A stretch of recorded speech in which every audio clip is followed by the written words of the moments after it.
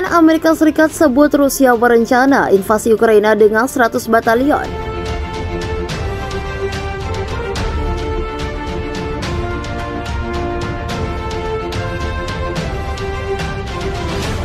Ketegangan di daerah perbatasan Ukraina, Rusia terus meningkat selama berminggu-minggu. Penumpukan pasukan Rusia di sepanjang Ukraina mengisyaratkan rencana invasi yang tertunda.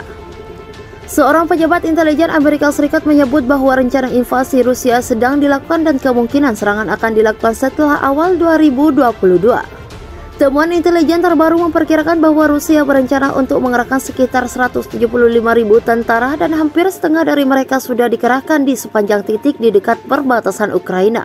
Menurut seorang pejabat administrasi Biden yang berbicara dengan syarat anonim untuk membahas temuan tersebut seperti dilansir dari AP Sabtu 4 Desember 2021.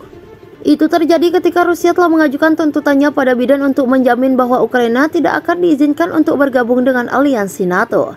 Pejabat itu menambahkan bahwa rencana tersebut menyerukan pergerakan 100 kelompok batalion taktis Rusia bersama dengan kendaraan lapis baja, artileri, dan peralatan lainnya.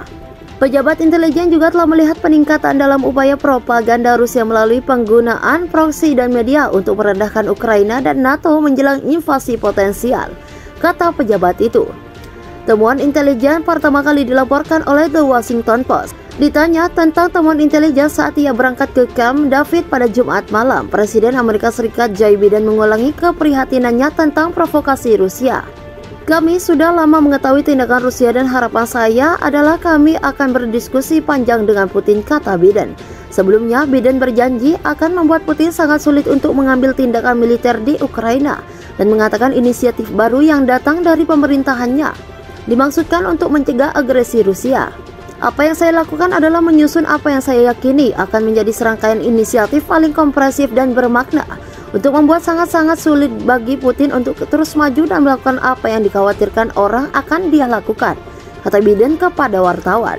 Kremlin pada hari Jumat mengatakan bahwa Putin mencari jaminan yang menghalangi ekspansi NATO ke Ukraina selama pembicaraan dengan Biden. Namun Biden berusaha untuk menghindari permintaan tersebut. Saya tidak menerima garis merah siapapun, kata Biden.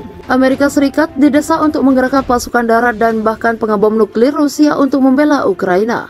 Desakan berbahaya ini disampaikan Senator Partai Republik Roger Wicker. Saya tidak akan mengesampingkan aksi militer. Saya pikir kami mulai membuat kesalahan ketika kami mengambil opsi dari meja. Jadi saya berharap Presiden menyimpan opsi itu di atas meja, kata Wicker tentang potensi kebuntuan dengan Rusia kepada Neil Tiofuto dari Fox News. Ditanya tindakan militer yang akan dilakukan terhadap Rusia, Wicker mengatakan, itu bisa berarti bahwa kita berdiri dengan kapal-kapal kita di Laut Hitam dan kita menghujani kehancuran pada kemampuan militer Rusia. Saya tidak akan mengesampingkan pasukan Amerika di lapangan, kata Senator Wicker yang dilansir Newsweek, Kamis 9 Desember 2021. Amerika Serikat juga tidak boleh mengesampingkan aksi penggunaan nuklir pertama terhadap Rusia, katanya lagi. Kami tidak berpikir itu akan terjadi, tetapi ada hal-hal tertentu dalam negosiasi jika Anda akan menjadi tangguh sehingga Anda tidak keluar dari meja. Jadi saya pikir Presiden harus mengatakan bahwa semuanya ada di atas meja, imbu dia.